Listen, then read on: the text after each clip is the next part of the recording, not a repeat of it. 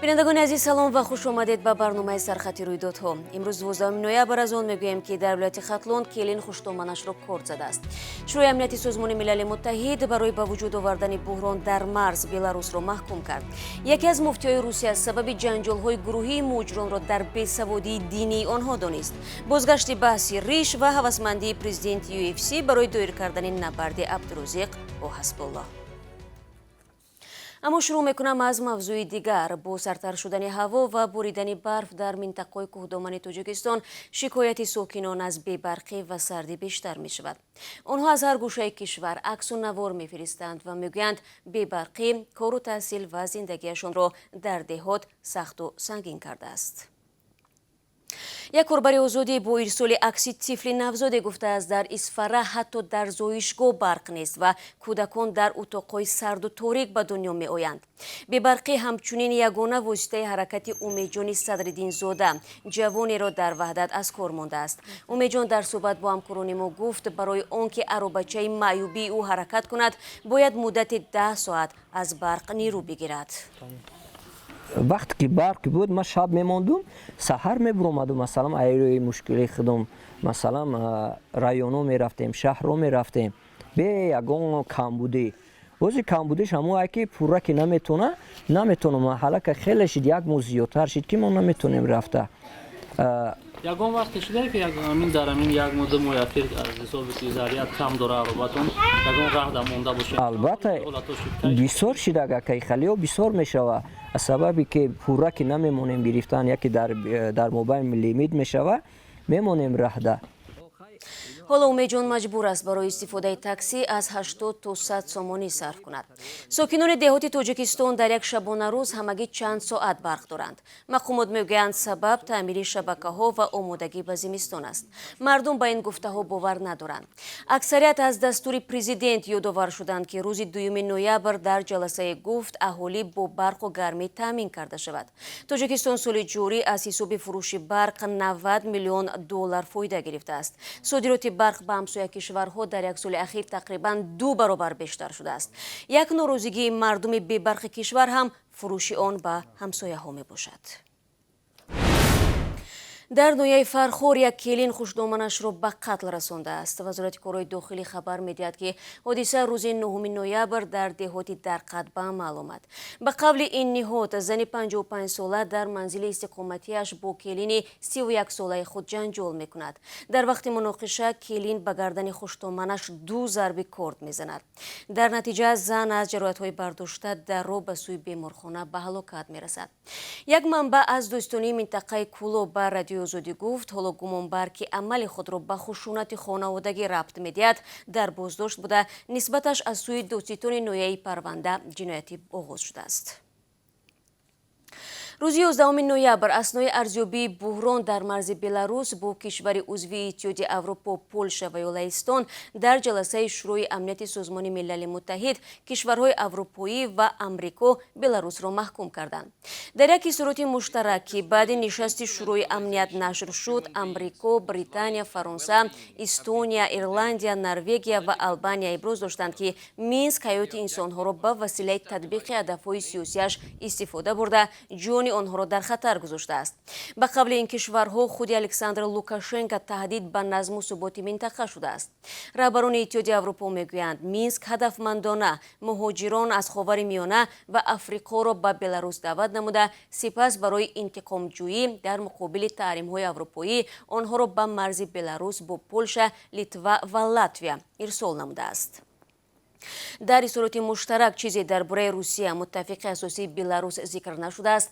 قبل از جلسه شورای امنیت سازمان ملل متحد روسیه داشتن نقش در ارسال مهاجران به مرز بلاروس با اتحادیه اروپا را رد کرده بود. 2 روز پیش به نشان دستگیری از بلاروس هواپیماهای جنگی دارای سلاح هسته‌ای روسیه در حریم هوایی این کشور پرواز کردند. муовини раиси шӯрои муфтиёи русия сабаби сар задани занозаниҳои гурӯҳӣ миёни муҳоҷиронро ба паст будани маърифати динии онҳо марбут донист. Рушан Абиасов дар суҳбат бо пойгоҳи хабарии Муслента гуфтааст, надоштани маълумоти динӣ боиси он шудааст ки шаҳрвандони хориҷӣ тамоми қонуну қоидаҳои исломиро поймол карда барои ҳалли ин ё он масъала аз усулҳои нораво истифода мебаранд. Абиасов бори дигар ба камбуди масҷидҳо дар Москав таъкид карда гуфтааст, бо ин сабаб таълиму тарбияи маънавии аксарияти диндорон номумкин шудааст. намояндаи шӯрои муфтиҳо ҳалли мушкилотро дар бунёди масҷидҳо мебинад ки дар 15 соли ахир дар Москав ва гирду атрофи он сохта нашудааст. аз ин пештар раиси Федератсияи муҳоҷирони Русия афзоиши ҷанҷолҳои гурӯҳӣ миёни муҳоҷиронро ба омилҳои маишӣ вобаста карда буд.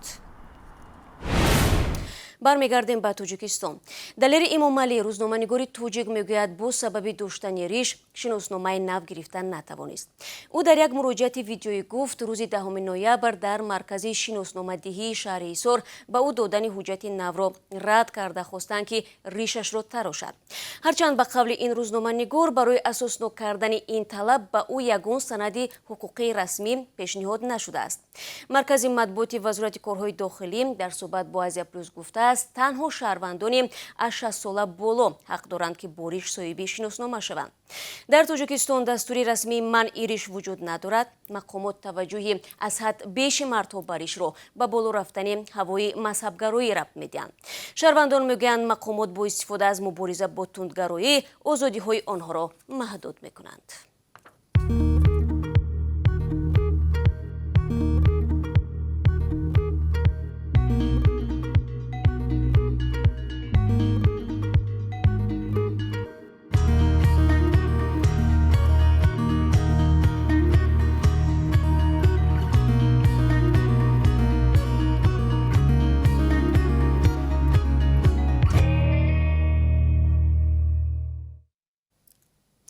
шумо сархати рӯйдодҳоро тамошо доред. вазири нақлиёти Тоҷикистон ҳафтаи ҷорӣ дар шаҳри Хуҷанд бо раҳбарони ширкат ва ронандагони ҳамлу нақли байналмилалӣ мулоқот кардааст. дар ин дидор ки нахустин бор ташкил шудааст, масъалаҳои сода гардонидани раванди боркашонӣ, дастрасии бемамоният ва саривақтӣ ба иҷозатнома бо арзиши тасдиқ гардида баррасӣ шудааст. ронандагон пешниҳод карданд ки тақсимоти варақаҳои рухсатнома бо пешниҳоди расиди махсус ва ҳуҷҷатҳои тасдиқкунанда дар марз амалӣ шавад.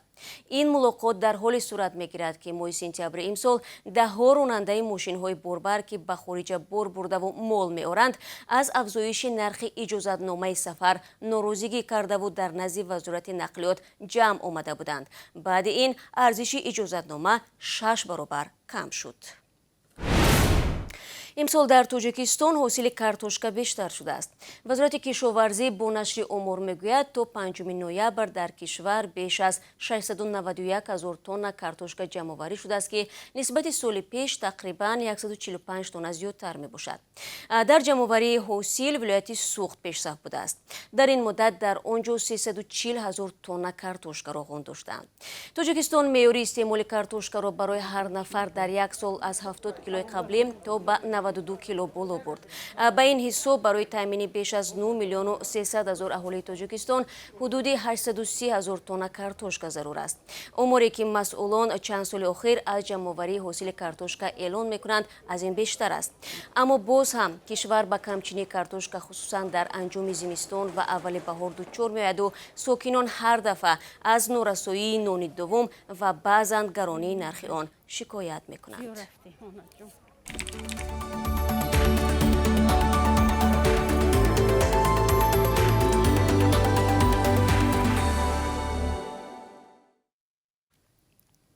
президенти UFC Дана Уайт омодааст набарди овозхони тоҷик Абдурозиқро бо ҳасбуллои доғистонӣ ташкил кунад. дар ин бора Авеста бо такя ба хабаргузориҳои русиву хориҷӣ навиштааст. ба қавли манбаъ, Дана Уайт омодааст барои баргузории ин сабқат $1.5 миллион ҷудо кунад. аммо ӯ илова кардааст ки падари ҳасбулло писарашро хеле эҳтиёт мекунад ва бинобар ин имкон дорад барои ширкат дар набард иҷозат надиҳад. аз ин пештар блогери рус Асҳоб Тамаев муборизаи Абдурозиқ бо ҳасбуллоро тарғиб карда буд. вале гуфта мешавад ба хотири он ки ҳасбулло 20 миллион рубл талаб кардааст, муҳориба сурат нагирифт. عبدالرزاق 1 متر قد و 17 کیلو وزن دارد. قد حزب‌الله 93 و وزنش 18 کیلو حساب شده است. هرچند این دو نفر جنگاوران حرفه‌ای نیستند ولی احتمال در میدان روبرو آمدن آنها در روسیه و هم در تمام جهان توجه زیاد را به بار آورده است. دوستان گرامی، اکنون برای شما درباره قرب رسمی اسعار خارجی در تاجیکستان معلومات میدیم. امروز 12 نوامبر $1 11 سومانی و 29 درهم و 1 یورو 12 سومانی و 95 درهم تعیین شده است. قرب 1000 روبل روسی به 158 سومانی و 60 درهم برابر می باشد که نسبت دیروز کمتر است.